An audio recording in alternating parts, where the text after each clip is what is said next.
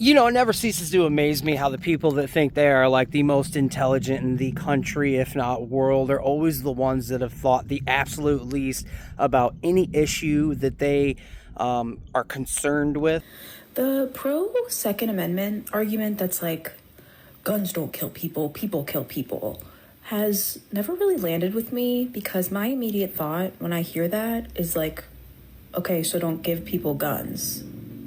If people kill people, don't give people things they can kill people with.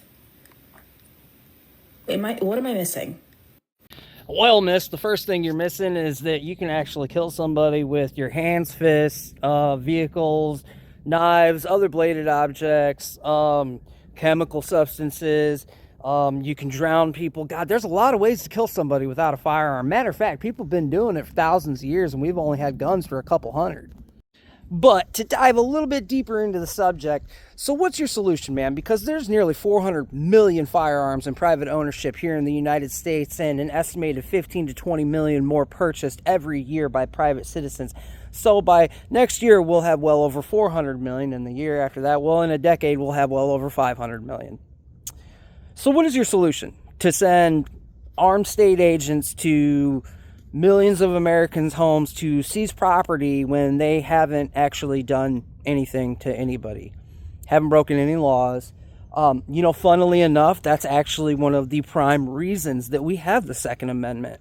But let's delve a little deeper and say the government does that successfully without, killing too many law-abiding American citizens in the process simply for not wanting to relinquish their constitutional rights and their legal property.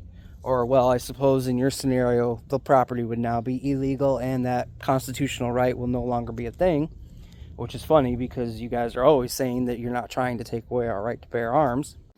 But like I was saying, let's say all that goes off without a hitch. All right, you think you're actually going to seize all 400 million firearms? Because plenty of firearms in the hands of criminals that are outright not ever going to willfully give those weapons up. So now you've created an unarmed populace, an unarmed citizenry, law-abiding citizenry, that is nothing but potential victims to criminals that did not give up their firearms. But let's go a little bit beyond that. All right, they got all the firearms. You ever heard of a 3D printer, miss? I got some bad news for you. Firearms are never going anywhere. Not now.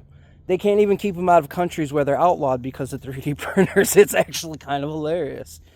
You can't stop the signal.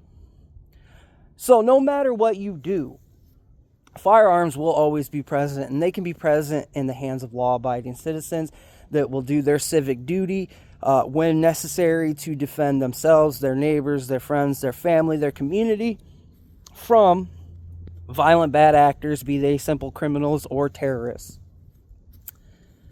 Or we can have a society where terrorists and criminals are the only ones with weapons.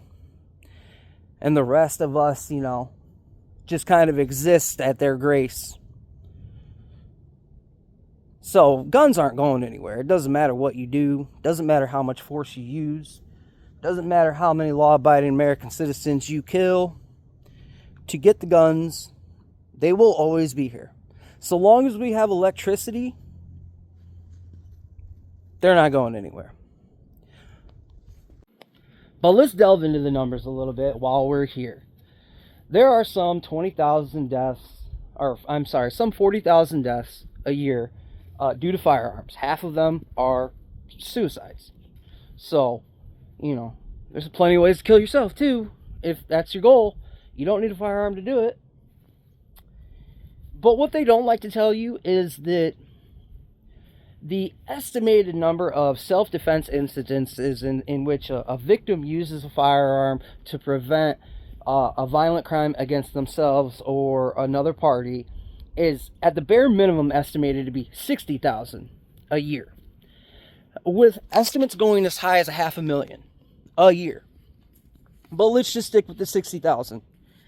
And well, since people are going to do what they want to themselves, let's cut out that half of gun deaths that are people taking their own lives. So what's that leave us with?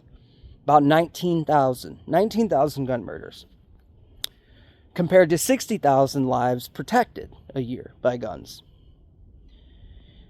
That math don't really work out too well for you in your position now, does it, miss? And the crazy thing is, they used to have that statistic cited on CDC's little fast facts about gun crime webpage, but they took it down in 2022 after having a meeting with anti-gun lobbyists, because the math, well, it doesn't bear well for those that would try to strip law-abiding citizens of their right to keep and bear arms.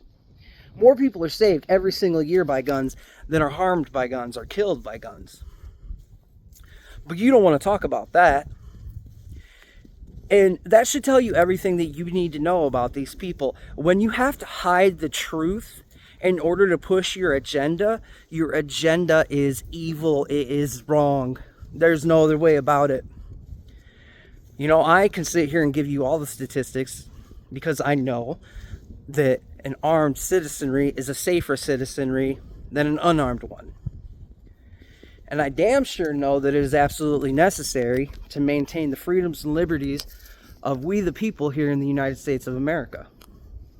Because there are too many people in this country, like this woman, that would send violent armed state agents to your home to seize property and violate your constitutional rights for her comfort, for her preferred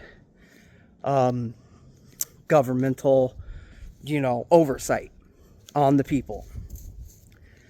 That's a slave. She wants slaves. She wants us to be serfs. She wants us to be subjects of the government and of her will.